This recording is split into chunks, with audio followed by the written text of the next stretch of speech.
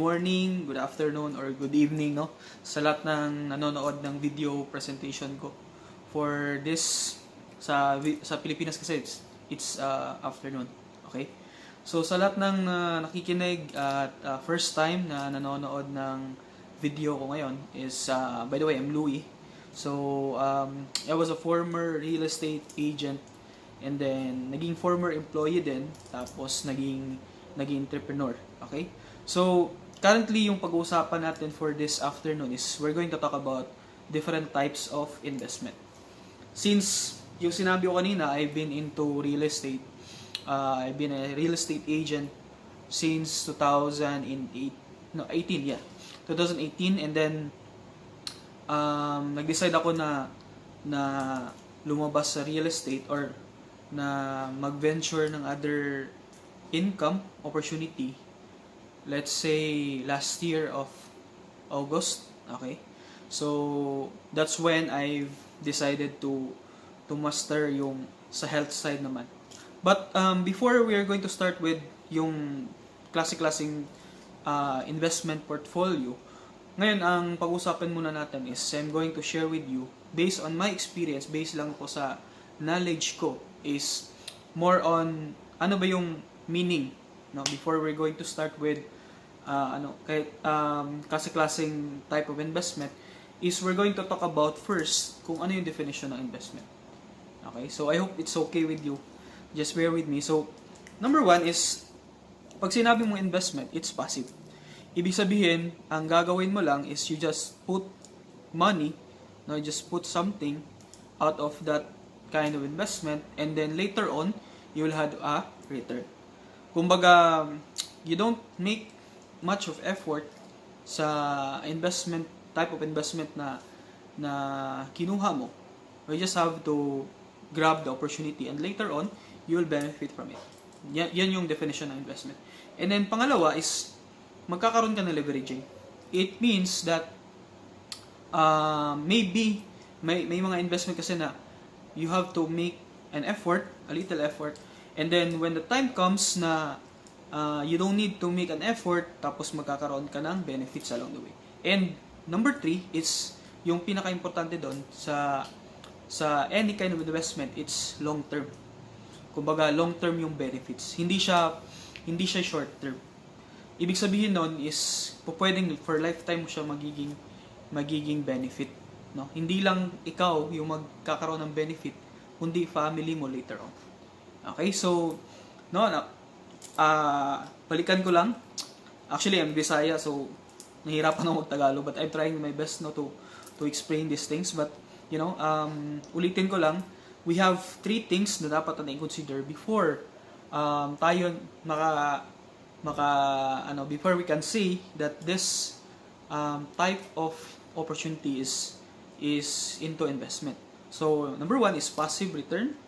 No, passive yung kakaroon ka ng passive na kumbaga benefit, no, or kumbaga tawag dito, wala kang ginagawa, you just earn after how many months or years. And then number 2 is you leverage. Ibig sabihin, you make an effort, little effort, tapos in the long run you will benefit even if wala kang ginagawa. You make a leverage out of that investment or out of that people or out of that company, okay, or out of that opportunity, okay. And then number 3 is we have a long-term benefits, okay. So tatlo yan yung dapat natin i-consider. So hindi nagmamatter if it's small investment, it's big investment, no.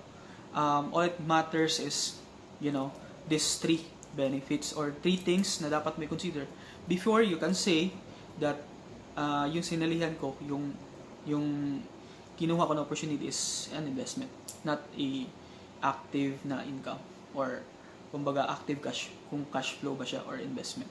Okay? So, right now, we're going to talk about different types of investment. So, going back to our topic po, ladies and gentlemen, so kanina na explain ko sa inyo kung ano yung different types, yung meaning ng investment. But right now, I'm going to share with you isa sa mga pinaka-importante, I should say, that every human being should invest to this. Okay? So number 1 is, sulat ko lang, Number one is we are going to talk about our health. Okay. Why would I consider health as a type of investment? Because for example lang, yung sinasabi natin na, di ba, we keep on saying this, we keep on, you know, tao dito, yung naririnig natin sa ibang tao na health is wealth, right? So, ibig sabihin, if we say that health is wealth, kumbaga, ito yung tinatawag natin na hindi ka magkakaroon ng wealth kung wala kang good health, right? So, ibig sabihin, we should invest first in our health before we can say that I'm wealthy. Because you can never be wealthy if you are not in good shape, if you are not in good health. Ibig sabihin, kailangan talaga na we should invest more of our effort, time, and money sa health natin. That's why I decided long time ago, that was November 2018, when I joined RIWAY International. Because para sa akin, pinaka-importante yung health. Kahit marami kang pera, for example, and then hindi mo naman siya magagamit because yung body mo is not in good condition already. So kahit sabihin natin marami kang pera pero hindi rin masosolve ng pera mo yung health problem mo. So instead of paying for it in the long run, pay it now, right now. Kasi magkakaroon ka ng benefit along the way. You will no longer have bigger problems along the way if you are going to solve it right now. Okay, that's why yung nakita ko na opportunity is hindi lang to para sa akin eh. I'm thinking about how about other people na meron din ganitong problem. So can we also help them? Of course, through this advocacy, yung sinalihan ko na advocacy, which is under RIWAY International. So for you to know more about this, I'm going to give you another presentation about this. So just click the description below para malaman nyo kung ano yung tinatawag natin na RIWAY International and how it can help you solve your health problems. Now, talking about the health. So, importante yon na ma-solve natin yung problem natin sa health natin before we're going to talk about other investment. So, yung second, para sa akin na kumbaga type of investment naman is, para sa akin lang, is yung bahay. Okay? Or yung real estate. Okay? So, hindi mo ito matatawag, sabi nila, you cannot say that this is investment kung hindi mo siya makukuha yung passive return, hindi ka magkakaroon ng leveraging, and there's no long-term benefits. Okay? Ibig sabihin, if you're just buying that house and then hindi mo naman siya napapakinabangan based on magkakaroon ng income, ganito, ganyan, so it means it's a liability. But I'm not going to agree 100% because marami tayong mga reasons why we choose to buy a house, right? But kung binili mo yung house na yon through a bank financing, that will be a liability for you. Because hindi mo siya binayaran in cash. What I'm trying to say is if yung total contract price ng bahay na yan is, let's say 800,000 lang. Okay? As I said, I'm a real estate agent before, so I know these things, right? So, 800,000 yung total contract price niya. Ibig sabihin, yun yung real value ng bahay na binili mo. Now, if pinasok mo siya sa bank financing, ang mangyayari po, ladies and gentlemen, instead of 800,000 yung babayaran mo, magiging times 2 or times 3 yan. Okay? I repeat, kung yung total contract price is only 800,000 tapos yung bahay na yon ginawa mong financing, niloan mo siya sa bank or sa pag-ibig, magiging times 2, times 3 yan. Instead of 800,000, magiging 1.6 million or more yung bahay na binili mo. Meaning, magkakaroon ka ng liability instead of having yung passive na return, leveraging, and long-term benefits. Because, yun na nga, may patong na siya. So, ano yung purpose? Ba't ka nag pumili ng bahay? So, it's for for use. for personal use, for family use, di ba? So doon nagkakatalo yung investment side. So it will become not an investment but a liability. So hindi siya magiging asset for you. Magiging asset siguro siya in the long run, magkakaroon tayo ng income in the long run if you're going to sell it for worth more than sa ininvest mo. Let's say yung ininvest mo is 1.6 million out of the total contract price na 800,000. So pag binili ng iba, no, yung buyer mo, binili siya ng worth 3 million, so magkakaroon ka ng yung tinatawag na passive return. But not until then, hindi siya matatawag na investment. Okay? So yun yung bahay. Now, the third one na masasabi natin na type of investment is yung knowledge. Okay? Ba't ko sinasabi ng knowledge? Okay? So, ba't natin i-consider na yung knowledge is, yung itatakay ko lang ngayon, ladies and gentlemen, is tatlong type of investment lang. Para sa akin, ito yung mga pinaka-importante. Okay? So, the third one is knowledge. Why? Because when you don't have, sabi natin, di ba, we have three things to consider before we can say that this type of opportunity is an investment. Number one is passive return. Number two is leveraging. And number three is long-term benefits. Now, going back po sa third na opportunity na tinatawag natin, which is knowledge or learning.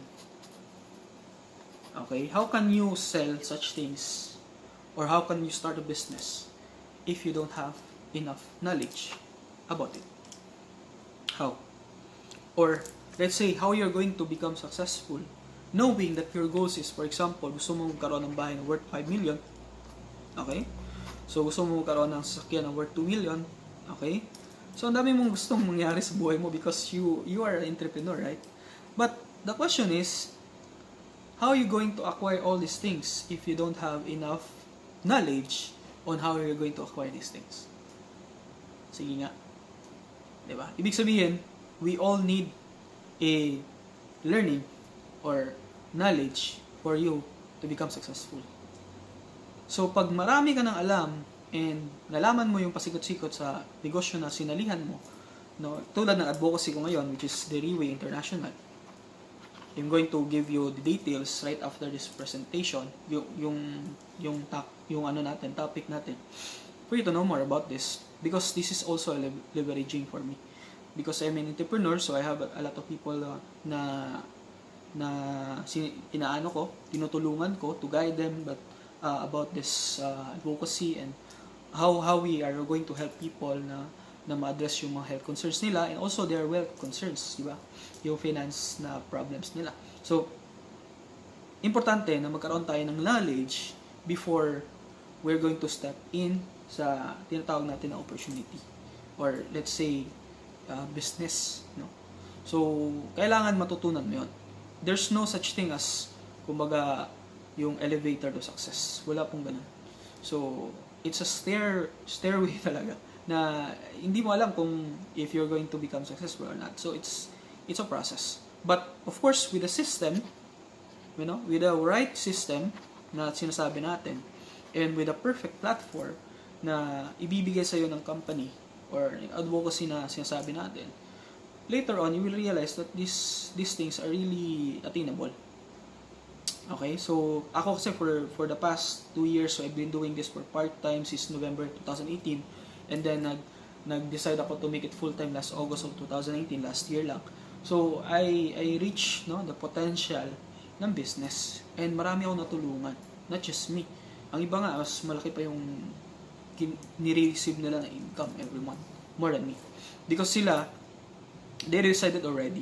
Ako kasi nag-decide ako na magpunta ng another place which is abroad. I've stayed there for 5 months para sa lang, just to discover things na kung magkakaroon ba ako ng mas malaking income dito or compared sa Pilipinas. Then later on I decided na magkaroon ng income dito sa Pilipinas because there are a lot of things na you can leverage from this. Number one is there's a lack of communication. Pagdating sa, kung halimbawa, pupunta ka ba ng abroad para magkaroon ka ng business or magkaroon ka ng work, regular work or job. And then you have to adjust so many things. Unlike here in the Philippines, ang gagawin mo lang, you just have to discover a perfect opportunity for you na that would fit your needs, that would fit your wants, no? And your goals. Then you become successful. So that's why I decided to go back, no? Na bumalik dito sa Pilipinas and then start to retain, no, what I have started in this advocacy. So I think, no, lahat ng sinabi ko is related sa investment na sinasabi natin, na we keep on asking kung how we are going to start with an investment na magkakaroon tayo ng malaki returns. Yeah. So hindi masyadong malaki na effort but malaki returns in the long run. Of course, when you join our advocacy, it comes with an effort, investment of effort, time, money, kasali yun. So hindi ko sinasabi na wala kayong ma-invest ito ng money, no? Hindi kayo mag-invest ng money, no.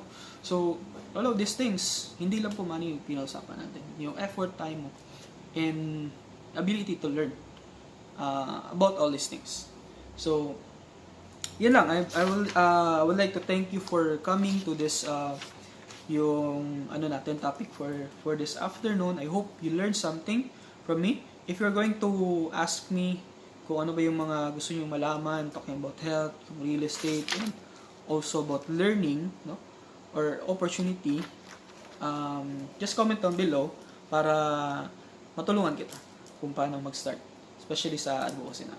So that would be all. Thank you for listening and God bless us always.